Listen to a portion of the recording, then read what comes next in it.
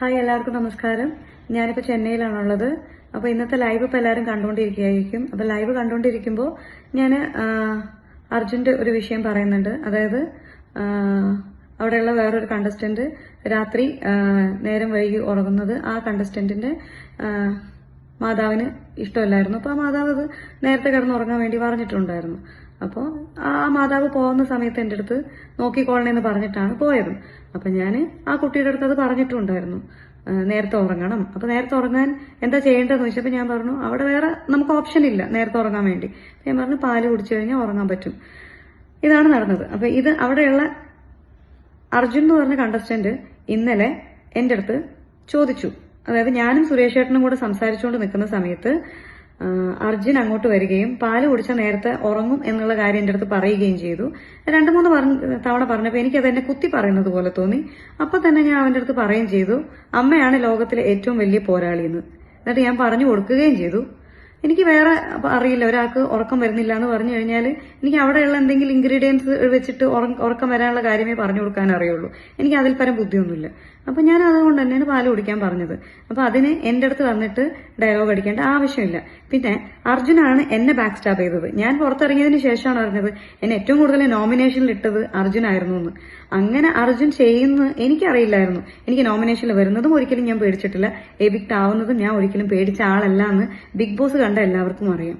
അപ്പൊ അതുകൊണ്ട് തന്നെ ഞാൻ അവന്റെ അടുത്ത് പറഞ്ഞിട്ടുണ്ടായിരുന്നു, എനിക്ക് ഒരു പേടിയുമില്ല എന്നെ എവിക്ട് ആവുന്നതിൽ അല്ലെ നോമിനേറ്റ് ചെയ്യുന്നതിൽ. പക്ഷെ നീ എന്നെ ഏറ്റവും കൂടുതൽ നോമിനേറ്റ് ചെയ്തു എന്നറിഞ്ഞപ്പോൾ എനിക്ക് വിഷമം തോന്നി. കാരണം ഞാൻ പുറത്തിറങ്ങിയപ്പോൾ ഏറ്റവും കൂടുതൽ പേര് എൻ്റെ അടുത്ത് പറഞ്ഞത്, നീ ഇറങ്ങാൻ നേരത്ത് എന്തിന് അർജുനെ ഹഗ് ചെയ്ത് കവളിൽ ഒരു ഉമ്മ കൊടുത്തു, നിന്റെ സഹോദരനെ പോലെ നീ കണ്ടു, കാരണം അവനായിരുന്നു നിനക്കെതിരെ ഏറ്റവും കൂടുതൽ നോമിനേഷൻ ചെയ്തത്, നിന്നെ ഏറ്റവും കൂടുതൽ വെറുത്തുകൊണ്ടിരുന്നത്. അപ്പോൾ അർജുൻ അവിടെ നിന്നിട്ട് എന്നെ ബാക്ക് സ്റ്റാബ് ചെയ്യായിരുന്നു എന്നാണ് ഞാൻ അർജുനനോട് പറഞ്ഞത്. അത് ഞാൻ അർജുന്റെ മുഖത്ത് നോക്കി ബിഗ് ബോസ് ഹൗസിൽ നിന്ന് പറഞ്ഞിട്ടുണ്ടായിരുന്നു. ആ പറഞ്ഞ വീഡിയോ ലൈവിൽ വന്നിട്ടില്ല. അത് അവർക്ക് ഞാൻ വിളിച്ചു ചോദിച്ചപ്പോൾ അവരുടെ സെർവറിൽ വന്നിട്ടില്ല, ഹാർഡ് ഡിസ്കിൽ എത്തിയിട്ടില്ല എന്നാണ് പറയുന്നത്. അങ്ങനെ ഒരു വിഷയം അവിടെ ഉണ്ടായിട്ടുണ്ടായിരുന്നു. എന്റെ തൊട്ടടുത്ത് സുരേഷ് ഏട്ടൻ നിൽപ്പുണ്ടായിരുന്നു സാക്ഷിയായിട്ട്. അദ്ദേഹത്തിന് ഈ വിഷയങ്ങളൊന്നും അറിയില്ലെങ്കിലും ഞാൻ അവിടെ സംസാരിച്ച കാര്യം അദ്ദേഹം കേട്ടതാണ് അടുത്ത് നിന്നിട്ട്. അപ്പോൾ ഞാൻ പറഞ്ഞു, നീയാണ് എന്നെ പുറകിൽ നിന്ന് കുത്തിയത്, നീയാണ് ബാക്ക് സ്റ്റാബ് ചെയ്തത് എന്നുള്ള കാര്യം. ഇപ്പൊ ഈ ഒരു ഇഷ്യൂ ഉണ്ടായ സമയത്ത് അവിടെ ഞാൻ പോയിരിക്കുമ്പോൾ ബാക്കിയുള്ളവരൊക്കെ ഇഷ്യൂ നടക്കുന്നത് കണ്ടു. എന്താ പറഞ്ഞെന്ന് കേട്ടില്ല. എന്താണെന്ന് ചോദിക്കുമ്പോൾ ഞാൻ എല്ലാവർക്കും പറഞ്ഞു കൊടുക്കുമായിരുന്നു, ഇതാണ് സംഭവിച്ചത്. അപ്പൊ ഞാൻ മറ്റുള്ളവർക്ക് പറഞ്ഞു കൊടുക്കുന്ന വീഡിയോ മാത്രമാണ് ഇപ്പൊ ലൈവിൽ വന്നിരിക്കുന്നത്.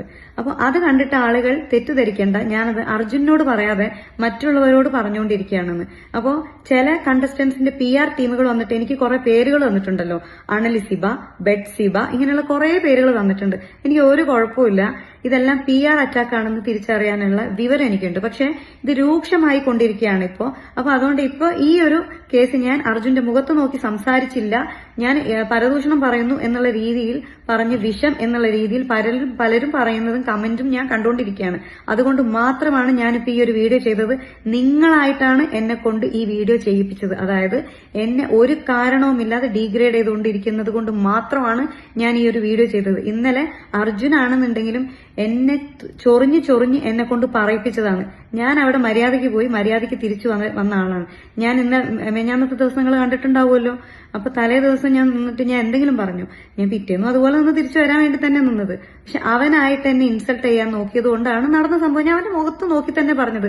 ഞാൻ അവിടെ ആരോടത്തേക്കോ പറഞ്ഞിട്ടുണ്ട്, അവന്റെ മുഖത്ത് നോക്കി പറഞ്ഞ് അന്തസ്സോടെയാണ് ഞാൻ ഈ ബിഗ് ബോസ് ഹൗസിൽ നിന്ന് പുറത്തേക്ക് ഇറങ്ങുന്നതെന്ന്. അപ്പൊ ഇതാണ് നടന്ന കാര്യം. ഇപ്പൊ ഇതുകൊണ്ട് ആരും ഇല്ലാത്ത കാര്യങ്ങൾ എന്റെ മേല് അടിച്ചേൽപ്പിക്കാൻ നോക്കേണ്ട ആവശ്യമില്ല. ഇത്രയും എനിക്ക് പറയാനുള്ളൂ.